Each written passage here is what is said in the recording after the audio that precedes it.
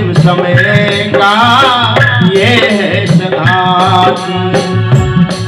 साथ निभाए ये तो, साथ निभाए ये तो जन्म जन्म, तुम्हें पार कर देंगे, पार कर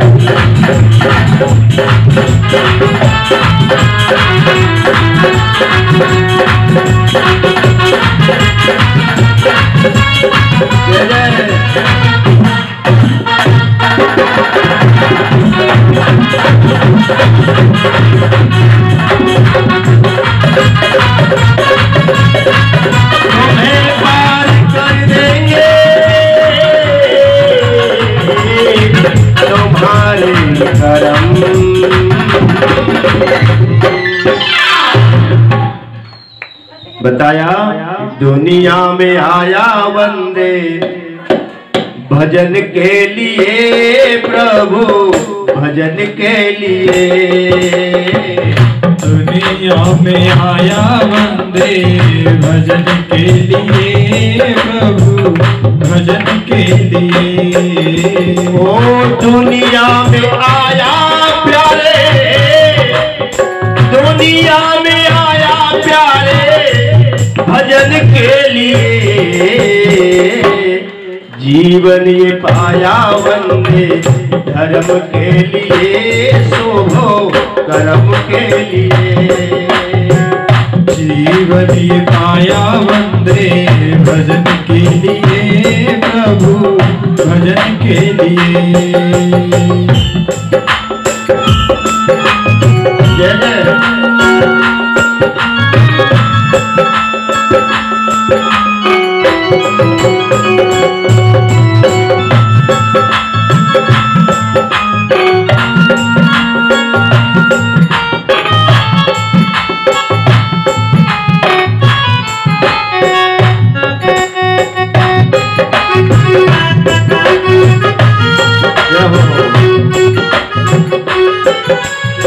एक जन्म की ना बात है ये,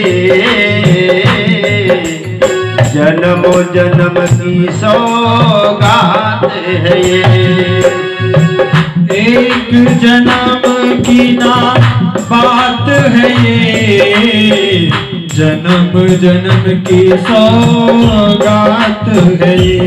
ओ जीवन ये पाया बंदे, जीवन ये पाया बंदे, जीवन ये पाया बंदे शुभ कर्म के लिए। जीवन ये पाया बंदे भजन के लिए, प्रभु भजन के लिए। जीवन ये पाया बंदे भजन के लिए, प्रभु भजन के लिए। भजन के लिए प्यारे, शुभ कर्म के लिए। यही बताया धर्म को कभी छोड़ो नहीं। जब ब्राह्मण धर्म में भैया लक्ष्मण मूर्छित पड़े थे, राम बिलखने लगे। विभीषण ने बताया कि प्रभु लंका में एक सुखेन वैद्य रहते हैं, अगर वो अपना उपचार करें तो भैया लक्ष्मण के प्राण अवश्य बच जाएंगे। सुखेन वैद्य को लाया गया। सुखेन वैद्य से कहा, लेकिन उस वैद्य ने कहा कि महाराज आप मेरे शत्रु हैं। जब मेरे राजा के, मेरे महाराज के आप शत्रु हैं तो मेरे भी आप शत्रु हो गए। इसलिए मेरा धर्म नहीं कहता कि मैं अपने राजा के शत्रु का उपचार करूं। लेकिन धर्म के रूप से राम क्या कहते हैं भैया सुखेन, जिस धर्म के लिए मेरे पिताजी का स्वर्गवास हो गया, जिस धर्म के लिए मैंने अयोध्या को छोड़ दिया, जिस धर्म के लिए मेरी भार्या सीता का हरण हो गया, अगर उस धर्म के लिए भैया लक्ष्मण के प्राण जाएं तो बेशक चले जाएं, लेकिन तुम अपना धर्म मत जाने दो। धर्म की इतनी बड़ी महानता है। लेकिन एक गुरु का, एक वैद्य का, एक राजा का कोई एक निश्चित धर्म नहीं होता। गुरु की शरण में जो भी आएगा, गुरु गरीब अमीर नहीं देखता, गुरु छोटा बड़ा नहीं देखता, गुरु कभी ऊंच नीच नहीं देखता। जो भी शरण में आएगा उसका धर्म बनता है उसको ज्ञान देना, उसको आशीर्वाद देना। ऐसी का राजा का धर्म, कोई भी प्राणी शरण में आएगा तो शरणागत की रक्षा करना राजा का धर्म होता है। ऐसे ही एक वैद्य का, डॉक्टर का धर्म है। अगर डॉक्टर के पास उसका शत्रु भी इलाज करने के लिए आए तो ये उस वैद्य का धर्म बनता है कि उसका भी इलाज करे। इसलिए तुम्हारा कोई एक सीमित धर्म नहीं है, तब जाकर तो धर्म की बड़ी विलक्षण कथा है। तो सुखदेव कहते राजन, एक बड़ा सुंदर प्रसंग भागवत में आया।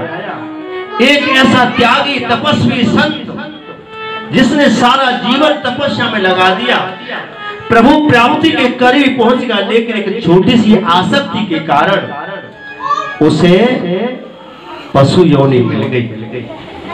इसीलिए बताया कि अंत मृता सुगता, अंतिम समय पर जैसा भाव, जैसे विचार, जैसी सोच आपकी होगी वैसी गति हो जाती है। इसीलिए सारे जीवन ऐसी सोच रखिए, सारे जीवन परमात्मा से जुड़े रहिए। अंतिम समय भगवान की कृपा हो जाए तो अच्छी बात है, लेकिन सारे जीवन तुम फालतू की बातों से जुड़े रहोगे और फिर सोचो कि अंतिम से भगवान को नाम आ जाए, कभी ना आवेगा।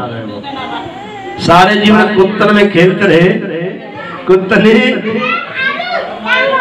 क्रीम की बिस्कुट खिलाते रहे, एसी में सुनाते रहे और अंतिम समय पे तो भगवान याद आए नहीं, भाई कुत्ता याद आएंगे और कुत्ता अंतिम समय याद आ गए तो फिर कुत्ता ही, तो ऐसा हो। इसलिए तो एक संत जिनका नाम है जड़ भरत, तपस्या में जीवन जा रहा है, सब कुछ छोड़ दिया, राज वैभव छोड़ करके जंगल तपस्या में। एक दिन क्या हुआ, सरोवर में स्नान करने के लिए गए। वहां क्या देखते कि एक हिरणी जो गर्भवती है, उसके पीछे एक शेर भाग रहा है। वो बेचारी घबरा करके उस सरोवर में कूद पड़ी और जैसे इस सरोवर में कूदी उस हिरणी के तो प्राण निकल गए, लेकिन उसके जो बच्चा पैदा हो गया, हिरणी का बच्चा बहुत छोटा मासूम, और छोटा बच्चा तो सबका प्यारा लगता है, चाहे सुगरिया को चौड़ा हो। उस महात्मा ने दया करके उस बच्चे को निकाल लिया, अपनी कुटिया पर ले गए, उस बच्चे को सहलाते हैं, हरी हरी घास खिलाते हैं, पानी पिलाते हैं, उसकी सेवा करते हैं दया करके। धीरे धीरे धीरे समय व्यतीत हुआ। जब संत तपस्या में बैठते तो हिरण का बच्चा महात्मा को चाटता है, उनकी गोदी में बैठता है, उनके पास बैठता है, उनको छोड़ के कहीं जाता नहीं, इतना लगाव हो गया। अंतिम समय आ गया उस महात्मा का, अंतिम यात्रा पर निकल रहे हैं, लेकिन चिंता है मेरे बाद इस मासूम हिरण के बच्चे की कौन देखभाल करेगा। कहीं कोई जंगली हिंसक, कोई शेर जंतु ने इसको खा जाए।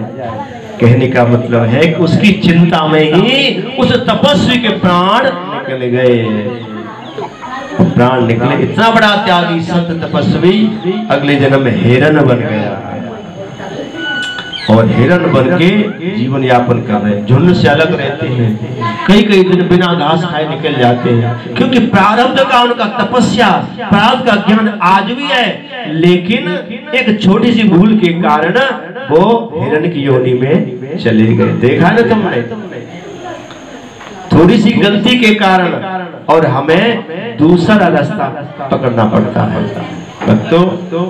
लेकिन जैसे तैसे वो शरीर उन्होंने पर शांत किया, दूसरे जन्म में वो फिर ब्राह्मण के घर में मनुष्य बने, लेकिन अब पागलों की तरह रहते हैं, संसार से मतलब नहीं है और वस्त्रों का भी ख्याल नहीं रखते, धूल मिट्टी लगा लेते, बिल्कुल समाज से, संसार से बिल्कुल अनभिन्न के रूप में रह रहे हैं, निरंतर चिंतन करते हैं। तो एक राजा रहुगण कपिल भगवान के आश्रम में सत्संग सुनने के लिए जाता है, जा रहा था, रास्ते में क्या हुआ, तो जो कहा लगा था पालकी में वो बीमार हो गया। अब पालकी कौन उठाए? तो ये भरत महाराज घूम रहे हैं और आनंद में उनको पकड़ लिया और पालकी में लगा लिया। अब चलते हैं तो इन्हें पूर्व जन्म की सारी बात याद है कि कहीं छोटी सी गलती न हो जाए। एक छोटी सी गलती के कारण सारा मामला खत्म हो गया, किस स्थिति में आ गई। तो जब जैसे चलते ना तो आगे देखा कि कुछ चींटियों का झुंड आ गया और उनको बचाने के लिए लंबी जो डग रखी ऐसे कूदे तो पालकी में राजा बैठा है रघुगण, उसका सर उसके बांस में लगा। एक दो सिपाही की वो कह रहे तुम पर चलना नहीं आता। तो तीन कार बोले देखो महाराज हम तो सही चलते, क्या नया लगाए ना, ये अनाड़ी है, ये उदक कुदक के कूद के चलता है, बच के चलता है। फिर दोबारा ऐसे कुछ जीव जंतु आए उसे बचाव के लिए, फिर इसी के हाल हुआ। तो अंत में राजा पालक से उतरा, कहने लगा तू इतना बलवान इकट्ठा हो रहा है, तू चलना नहीं आता। तो आज जड़ भर देखने लगे, दिलदर्शी से देखा तो कि ये वही हिरण है, ये वही हिरण है। एक महात्मा की संगति से ये तो मनुष्य बन गया लेकिन महात्मा हिरण बन गई। तो उन्होंने देखा कि ये वही हिरण का बच्चा आज राजा बना है, तो अब इसका हमें कल्याण करना चाहिए। तो आज गुरु रूप में उसका कल्याण करें। राजन तुम किसको हट्टा कट्टा मोटा कहते हो? राजन जो तुम हो वो मैं हूँ। राजन जिसे तुम देख रहे हो ना वो मैं नहीं, मैं जब ज्ञान दिया। अरे राजन सुख ढूंढ रहे हो तुम राजन बन गिर गहवर के कंदर में, पर पता नहीं तू पाया रे बंदे हो तो तेरे अंदर में। कहाँ जाते हो राजन? तेरे ही अंतःस्थल में सुख का सागर लहराता है, पर तू विपन्न होकर के दर दर की ठोकर खाता है। वो कहीं नहीं है, वो हमारे तुम्हारे अंदर ही बैठा है। कहते ना मैं और मेरा प्यार एक गली में रहते हैं, अफसोस कभी रूबरी लो। बड़ी विडंबना है। वो हर समय दाएं बाएं हाथ की तरह रहता है, चलते हैं ना तो एक हाथ पीछे होता है एक आगे होता है। तो हम जब तक उससे नहीं मिलेंगे तब तक जानेंगे नहीं, वो हमारे साथ ही कहीं दूर नहीं है। बताया कि जब मन विषयों से मुड़कर अपने में आ जावेगा तब चंचलता को तज चेतन स्थिरता को पावेगा। जब मन स्थिर जाएगा तो स्थिर हो जाएगा, क्योंकि मन बड़ा चंचल है। और यही अर्जुन ने पूछा गीता में, प्रभु ये मन के कारण सब कुछ, मन एवं मनुष्याणाम कारण बंधन मोक्षो, मन के कारण जीव उत्थान पतन स्वर्ग नरक मुक्ति मोक्ष बंधन को प्राप्त होता है। तो इसको कैसे बस में किया जाए? तो भगवान ने बड़ा सुगम सरल साधन बताया कि यदि मन तेरे बस में प्राणी तो तू योगी हो जाएगा। मन के बस मन तू यदि है झूठे जग में खो जाएगा। मन को अपने बस में कर लोगे तो योगी हो जाओगे। मन एक जिन्न की उपाधि दी है। एक व्यक्ति ने तांत्रिक क्रिया से एक जिन्न को सिद्ध कर लिया, वचन लिया कि जब तू मुझे काम बताएगा तो मैं तेरा काम करूंगा, जिस दिन तू काम नहीं बताएगा तब तुझे खा जाऊंगा। ये मन ऐसा ही है। तो अब उस व्यक्ति ने जो काम बताता कि मेरी कोठी बन जाए, कोठी बन गई, सोने चांदी की ये व्यवस्था हो जाए, हो गई। जैसे कहता काम होता जाता है, लेकिन अब उसमें कोई काम बताने के लिए नहीं है। जिन खड़ा होकर तुझे खा जाऊंगा। अब संकट में, अब जब संकट होता है तो कहाँ जाते हैं? या तो भगवान के पास या फिर सच्चे गुरु के पास, क्योंकि यही दो जगह समाधान है। भगवान में और गुरु में अंतर नहीं है, एक ही है। फर्क बस इतना है कि भगवान सुनते हैं, सब करते हैं, लेकिन हाँ नहीं करते, हुंकारा नहीं देते, हाथ सिर पे नहीं रखते, बस इतना। गुरु करते हैं, समझते हैं और धैर्य भी देते हैं और हाथ भी रखते हैं, बस इतना। तो गुरु से संपर्क किया। गुरुदेव में बहुत बड़ी विडंबना में फंस गया। गुरु ने कहा मेरे समझ आया था तो तांत्रिक क्रिया मत कर, नहीं मानी, लेकिन समझ तेरे दरवाजे पे एक नीम का पेड़ खड़ा है, हाँ तो उससे कह दे कि इसमें उतर और चढ़ और उतर चढ़ जी का तू करता रहे। ये कार लगा दिया। अर्थात गुरु की शरण में जाओगे तो सिर्फ मन रूपी जिन्न को राम नाम रूपी वृक्ष के ऊपर चढ़ने उतरने में लगा दो तो बच जाओगे ने प्यारे, इस जिन्न के द्वारा सब खा जाएंगे। तो ये मन बताया, यदि मन तेरे बस में प्राणी तो तू योगी हो जाएगा। मन के बस में तू यदि है झूठे जग में खो जाएगा। माना ब्रह्म का मन है अंश मुश्किल से पकड़ में आएगा। मन पर काबू हो जाएगा तो खुद चेतन हो जाएगा।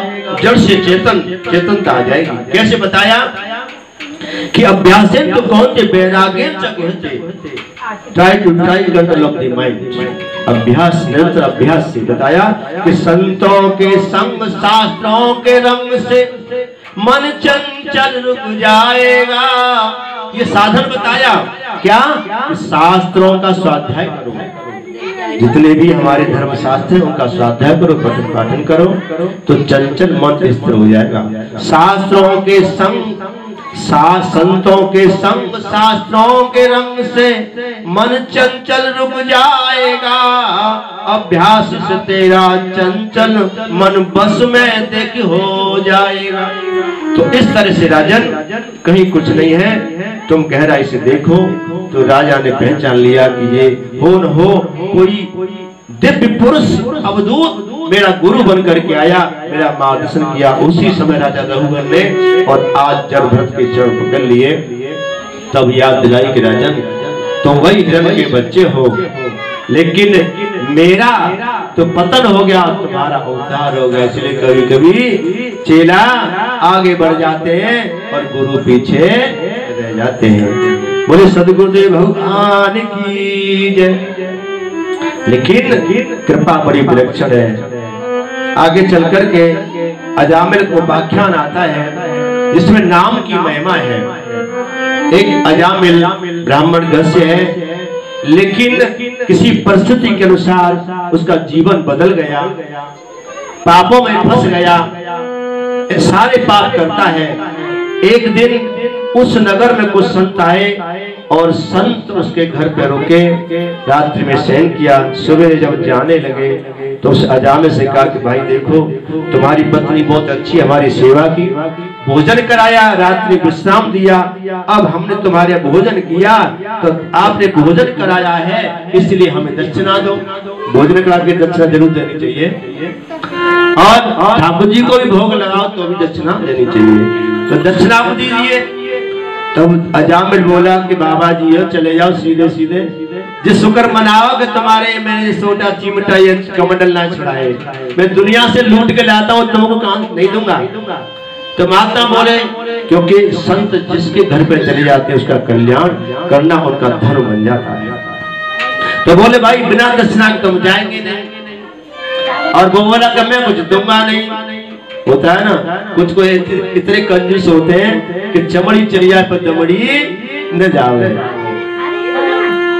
तो भाई देखो ऐसा है, दक्षिणा तो तुम्हें देनी पड़ेगी, लेकिन हम तुमसे कुछ पैसे नहीं लेंगे, आपकी जेब हल्की नहीं कराएंगे। आप ऐसा करो कि वचन दे दो। क्या वचन? कितने बच्चे तुम पे? कि 9 लड़के हैं, कि 10वां भी बेटा ही होगा, लेकिन उसका नाम नारायण रख लेना। कल्याण करना है ना, बड़ा पापी है, दुराचारी है। ठीक है रख लेंगे। संत लोग चले गए। अब वृद्ध हो गया और छोटा बच्चा होता है ना उसमें ज्यादा आसक्ति हो जाती है ऑटोमेटिकली। तो हर बात के लिए नारायण पानी लाना, नारायण बिस्तर करना, बेटा नारायण में दवा लाना, बेटा नारायण ये लाना। तो उतना लगाव हो गया। जब प्राण संकट में प्राण निकल रहे तो कहते ना पापी के प्राण आसानी से नहीं निकलते। जब यम के दूत मार लगाते तो बड़ी पीड़ा होती है। तुम सब तो भक्त हो, भक्तों के लिए भगवान के दूत आते हैं और दुष्टों के लिए यम के दूत आते हैं। तो बड़ी पीड़ा, जब पीड़ा हुई तो चीखने लगा भाई बेटा नारायण। हाय हाय वो आवाज बैकुंठ लोक में पहुंच गई। इधर तो यम के दूत भी आए इसको लेने के लिए, इधर भगवान के दूत भी आ गए, पार्षद आ गए। दोनों में झगड़ा होने लगा। ये तो बड़ा पाप हुई था, ये तो यमलोक को जाएगा, नरक लोक को जाएगा। लेकिन भगवान के पास बोले नहीं, हमें तो भगवान ने भेजा है, ऐसे कैसे भेज दिया? तो भगवान ने कहा कि तुमने सुना नहीं, अंतिम समय पर इसने मेरा नाम लिया है और अंतिम समय पे जैसा भाव जैसे विचार बनेंगे वैसी गति हो जाती है। तो ये नाम की महिमा, इसीलिए कहा कि सांस सांस पर नाम रट और वृथा सांस मत खोए, ना जाने या सांस को आमन होए न होए। तो मंत्र जो मिला है आपको, उस मंत्र को सांस सांस पर जपो। इस तरह से इसका कल्याण हुआ। आगे चल करके ध्रुव की कहानी बड़ी विलक्षण है। एक राजा उत्तानपाद की रानी सुनीति, उनके कोई संतान नहीं हुई। दूसरी रानी जिसका नाम है सुरुचि, उसकी शादी हुई और एक दिन सुनीति जंगल में प्राण देने के निकल जाती है। लेकिन देवसी नाग ने उसको समझा कि तुम चिंता न करो और तुम्हारी संतान अवश्य होगी। तो भगवान की कृपा से और दोनों के पुत्र होता है। बड़ी रानी सुनीति के ध्रुव और छोटी रानी सुरुचि के उत्तम होता है। लेकिन फिर भी दोनों में द्वेष। सुरुचि अपने पुत्र उत्तम को बड़े बेटा ध्रुव से नहीं मिलने देती है। एक दिन खेलते खेलते ध्रुव और महाराज के पास चले जाते हैं। महाराज की गोदी में बैठ गए। राजा ने बड़े बेटे को बिठा लिया। किसी ने बता दिया जाकर के सुरुचि को, अरे देखो आज तुम्हारी सौत का बेटा महाराज की गोदी में बैठा है, कहीं ऐसा न हो कल वो गद्दी पर बैठने के लिए हो जाए। सुरुचि की आज दिल में आग लग गई, एकदम से गई और तमाचा दिया और गोदी से नीचे पटक दिया। लेकिन राजा उत्तानपाद कुछ नहीं बोले। भक्तों, आज ध्रुव रोते रोते घर आए मैया से, अगर मैया आज मौसी ने मेरा अपमान किया है और एक बात कही कि जा इस गद्दी पे बैठने के लायक जब बनेगा, जब तू भगवान का भजन करेगा और भगवान का भजन करके तू वरदान प्राप्त कर कि मैं